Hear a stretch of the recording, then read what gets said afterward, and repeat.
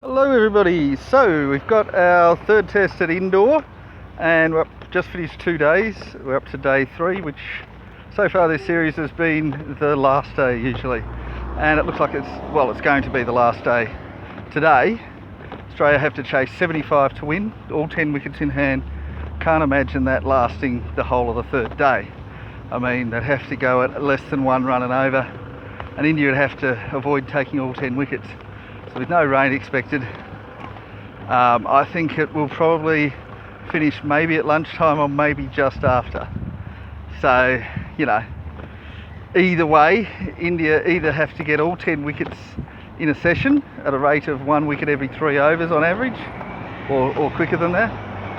And yeah, Australia have to be trying to get more than 7.5 runs per wicket. That's pretty much it. 7.5 runs every 3 overs, 1 wicket. Of course, we know that the batsmen at the front tend to get more runs. They're better batsmen, so there is a bit of a skewing. And I've kind of worked it out a bit that, we need to probably get 50 runs and then just have a mad scramble for the last 25. So 50 runs, if we get that without losing any wickets. So if the opening partnership gets to 50, I think India will give up. I can't imagine them believing they can take all 10 wickets for 25 runs. Well, they'd have to get it for 23 at that point. I can't imagine them doing that. You'll see head slump. So that's really the cutoff, is the 50 run mark. So by the time that Australia get to 50, India will want to have taken at least 4 wickets, probably more than that, to be in the game. So if they've taken 6 wickets with 50 runs down, India will be hoping they can win it. It'll probably be a 50-50 game there with 6 wickets, but 4 wickets, India's still a chance. 2 wickets, Australia's probably on top, but India's still some sort of chance. 1 wicket, maybe. No wickets, no, they'll have given up. And the more runs, so once we get past about the 50 mark, the more runs we get past that, the more India will give up, depending on how many wickets are down. So this is because it's such a low target, it is going to be very compacted, and you'll be seeing players get excited and players giving up very close to each other. So little moments will be changing the game. So normally, if you've got a 4th innings total, what's a normal total? 200, 250 sort of thing. And you might be thinking, well, we can box this down. We want to get more than half the runs before we lost our 4th wicket. And in this case, I think 50 is that target, if without losing 4 wickets. But I think there is a chance Australia will win by 10 wickets. And of course, if we get up to, let's say, 61, lose your first wicket at 61, it might be a 9 wicket win. And that wouldn't feel very much different to a 10 wicket win. But yeah, but I think no matter what the eventual margin and who wins, I think this will go down as a pretty close match. And I think realistically the second test was too. That was a very close match till right at the end, the final day or the third day, when Australia just completely collapsed and handed it to India. So Australia could still collapse and hand it to India, but I think even a collapse at this stage would still make it a very close match. Australia are going to need to collapse for India to win. Now, how do we get here? Well, the first thing is, so this pitch normally, Indore, they were saying, oh look, Indore normally is a great batting strip. Teams get 400 plus here every game. We play T20s here and you get 200 runs, get it 10 runs and over, no problem, easy to bat on, nothing in it for the bowlers. So that's the normal Indore pitch. As I said, there were 2 test matches here. I don't know if they were doctored or normal. They were against New Zealand and against Bangladesh. There's a chance that they were fair. And they were pretty high scoring affairs. India won very easily. So it was looking, based on the history, that it was going to be that kind of thing. The other thing was that by all reports, India had deliberately made it a fast bowling track. Now, based on that, and again, I don't know what pitches are like, by looking at it, I was basing it on what people told me. I thought Australia should go in with 3 fast bowlers, should play Lance Morris, should play Scott Boland, and have Nathan Lyon as the sole spinner. And I thought I'd look at how the match played out, and see if that worked out to have been a reasonable thing. Well, Mitchell Starc was Australia's sole proper fast bowler. He bowled just 5 overs in the first innings, and he should have taken 2 wickets in his first over, but for bad umpiring and bad reviewing. So they're both out. Neither were given an Australian review, either of them. He also had other times where he could have taken wickets, and he only bowled a few overs. He looked amazing. So had we played a Lance Morris and a Scott Boland, I think there was definitely something in it for them. But there was also something in it for the spin bowlers. And yeah, Nathan Lyon had one ball that turned, I think it was 4.7 degrees on the 6th over, and took a wicket just from nowhere. And I was saying that shouldn't happen on first day. That should be 4th or 5th day. But anyway, it did happen on the morning of the first day, so in the 6th over. So, but it wasn't just for spin bowlers, it was definitely something in it for the pace bowlers. I'm not sure if we needed 3 bowlers, but look, Matthew Kuhnemann took 5 wickets in the first innings. Then Nathan Lyon took 8 wickets in the second. Can't remember who else got the wickets, but it was pretty much mainly the spin bowlers for Australia. India have only bowled once. Most of their bowlers were spin bowlers, and Akshar Patel again was pretty hopeless. So yeah, I think most of the wickets fell for Jadeja or Ravi Ashwin. So yeah, you'd probably say based on the wickets falling, it was mainly for spin bowlers, but also you got to look at who was bowling the most overs. If you look at how Mitchell Starc bowled, I certainly think there was something for the fast bowlers. Absolutely was.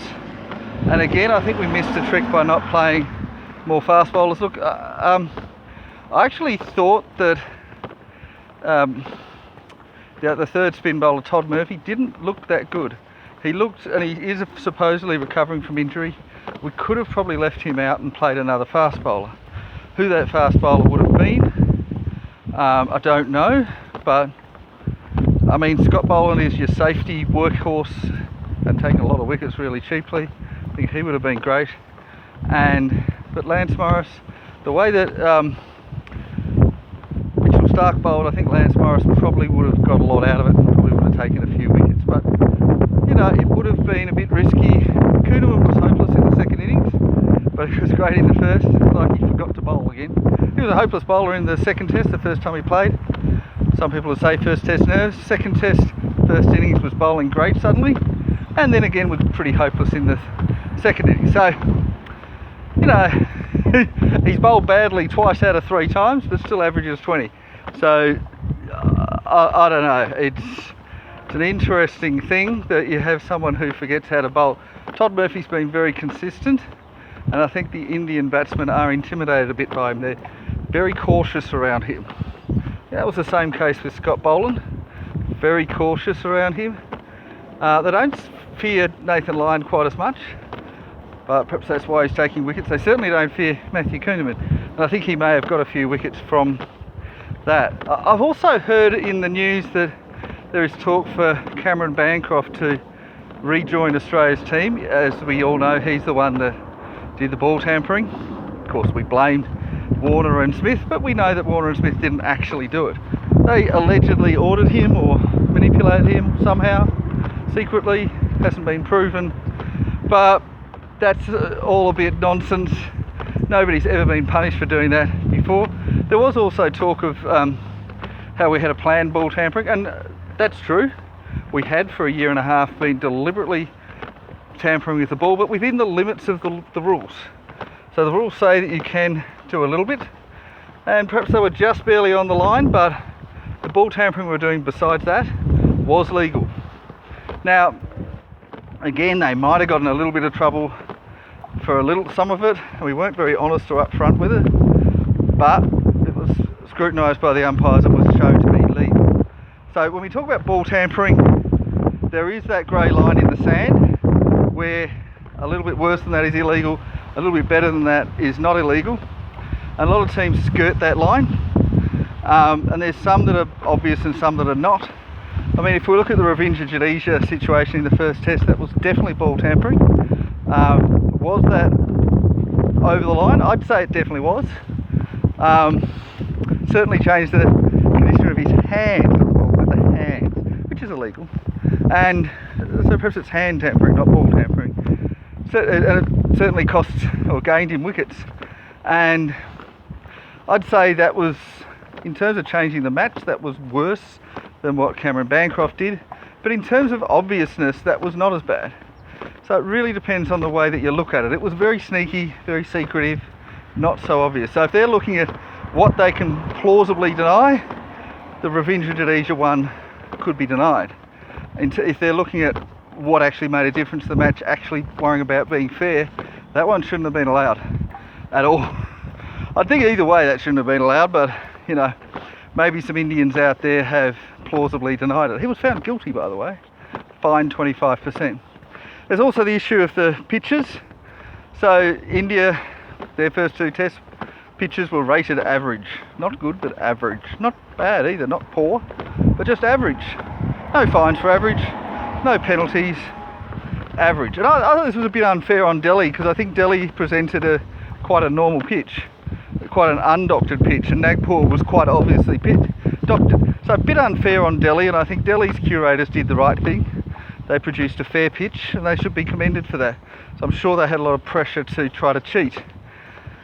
And unfortunately, the indoor curators obviously did cheat, but it doesn't seem to have worked for India. This is why India say, oh, that's okay, look, it doesn't always work. It's still cheating, I'm sorry. Whether it works or not doesn't stop it from being cheating. And this is their stupid arguments that some of the Indian trolls make. Yeah, they cheated in 2017 in the only test they lost. They didn't cheat in the other two, which they won. Cheating, just because they win, it doesn't stop it being cheating. Just because they lose, doesn't stop it being cheating. Cheating is cheating. Not cheating is not cheating.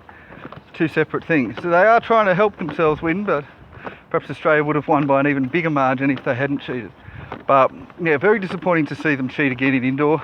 It's quite frustrating. And again, I want to reiterate that I do think that India should be banned from hosting Test cricket while this continues. And if we can't get ICC to ban them, we should forfeit. We should not play. We should, well, not forfeit, I think that's the wrong way to do it, but just refuse to schedule any more tours. I don't want to see us go to India again. This is not being good to watch. Even if we win this test and qualify for the World Test Championship, that's irrelevant. It's just not on playing against a team that cheats like this. It's just not fair. If we have to play at a neutral venue, we should play at a neutral venue. India just need to stop cheating. We're happy to play at Delhi. Delhi didn't cheat. As long as they don't suddenly start cheating again. But certainly not Nagpur and not indoor. But generally I think they're just under a lot of pressure from the BCCI to cheat. And I think they need to stop doing it. And if they don't stop doing it, I think all teams should refuse to tour. We'll lose a bit of money, but so be it. We can cope. There was quite a long time where cricket was successful without India. We don't need them. And the integrity of the game is far too important. It's more important than money. Anyway, that's it from me. Bye bye now.